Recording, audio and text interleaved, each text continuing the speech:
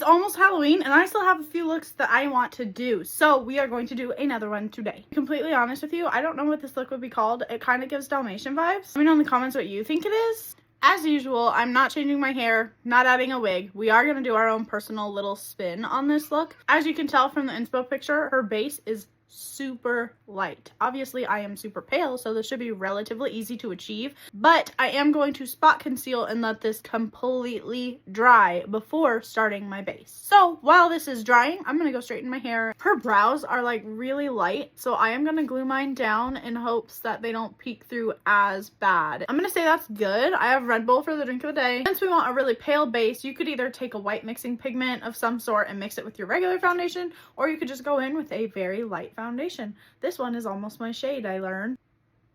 For the sake of this look, we are going to put this on our eyebrows too.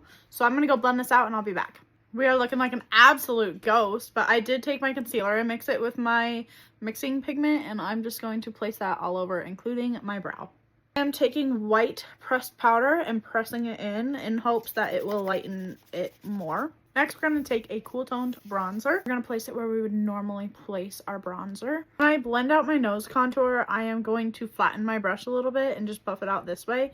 That way it stays practically in the same exact spot because hers is very defined. For blush, I'm not putting anything more on my brush. I am just going to use what I have and very lightly press it right over top of my bronzer, a little bit on the nose, and then a little bit on my chin because she looks like she has a little bit on her chin. The eyes look a little tricky. It looks like she has a gray eyeshadow, and it looks like it connects here and goes up right under the brows and then out a little bit. I'm assuming she takes this under her eye a little bit too, so we're gonna do that. This is where it gets a little bit complicated for me because I don't have a pigmented white eyeshadow. I'm gonna take white eyeshadow. I'm taking that pressed powder I use that's very white, and you're gonna put it in your inner crease here, and you're gonna bring it down. Okay, eyeliner's on. I am going to do my mascara and clean it up a little bit because my eye watered, so it's a little bit darker, and I'm gonna tight line.